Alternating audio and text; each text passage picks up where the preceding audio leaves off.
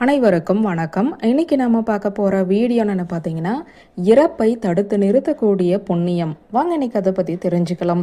இறப்பு என்பது எழுதப்பட்ட விதியாகும். விஞ்ஞானம் எத்தகு வளர்ச்சி உற்றாலும் மனிதனை சாவிலிருந்து காப்பாற்ற அவனால் முடியாது. இத்தகைய மரணத்தை கூட தடுத்து நிறுத்தக்கூடிய புண்ணிய காரியம் ஒன்று உண்டு. பெரிய பெரிய ஞானிகள், ரிஷிகள், சித்தர்களும் கூட இப்படி இருப்பதால் தான் அவர்கள் சாகா வரம் பெற்றனர். மரணத்தை வெல்லும் ரகசியம் என்ன என்பதைத்தான் இந்த வீடியோவில் பார்க்க போகிறோம். ஒரு ஊரில் பிரசித்தி பெற்ற ஒரு ஜோதிடர் ஒருவர் இருந்தார். இவர் கணித்தால் கணித்தது அப்படியே நடக்கும்.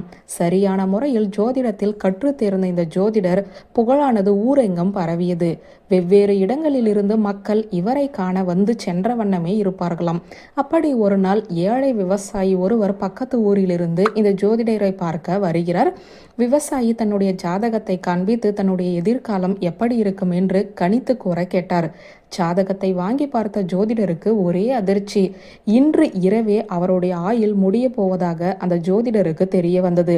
இதை பார்த்ததும் மன வருத்தம் அடைந்த ஜோதிடர், உங்களுடைய ஜாதகம் என்னிடம் இருக்கட்டும், நாளை காலை இதே நேரம் வாருங்கள், தற்போது ஒரு முக்கியமான வேலை இருக்கிறது, மறந்தே போய்விட்டேன் என்று கூறி நைஸாக அவரை அனுப்பிவிட்டார். இதையெல்லாம் கேட்டுக்கொண்டிருந்த ஜோதிடரின் மனைவி சமையல் கட்டிலிருந்து வெளியே வந்து, ஏன் அவரை இப்படி கூறி அனுப்பி வைத்தீர்கள் என்று கேட்டார். இன்று இரவோடு அவர் ஆயுள் முடிய போகிறது, நாளை அவரால் என்னை வந்து சந்திக்க முடியாது, அதனால் தான் அப்படி கூறினேன் என்று பதிலளித்தார். இரவு கடும் மழை பெய்ததால் விவசாயி ஊருக்கு ஒதுக்குப்புறமாக ஒரு பாழடைந்த கோவிலுக்குள் சென்று தஞ்சம் புகுந்தார். கோவிலை பார்த்த விவசாயிக்கு வருத்தமாக இருந்தது. ஒரு காலத்தில் இந்த கோவிலில் கும்பாபிஷேகமும் திருவிழாவும் நன்றாக நடந்திருக்கும் போல தெரிகிறது. பெரிய கோவிலாக இருக்கிறது, இன்று சிதிலமடைந்து போயிருக்கிறது என்று எண்ணியபடி அப்படியே கோவில் தூணிலேயே சாய்ந்து அயர்ந்து விட்டார். அவருக்கு கனவில் இதே கோவிலை விவசாயி புதுப்பித்து கும்பாபிஷேகம் செய்து கோலாகலமாக திருவிழா நடத்துவது போல கனவு கண்டுள்ளார். திடீரென ஒரு சத்தம் கேட்டு முழித்து பார்த்த அவருக்கு பேரதிர்ச்சி காத்திருந்தது. தலைக்கு மேலே ஒரு கருநாகம் கொத்த தயாராக இருந்தது. சட்டென கோவிலை விட்டு வெளியே வந்ததும் கோவில் மண்டபம் முழுவதுமாகவே இடிந்து விழுந்து சரிந்தது. கருநாகம் இல்லை என்றால் கோவில் இடிந்து விழுந்ததில் விவசாயி இறந்து போயிருப்பார்.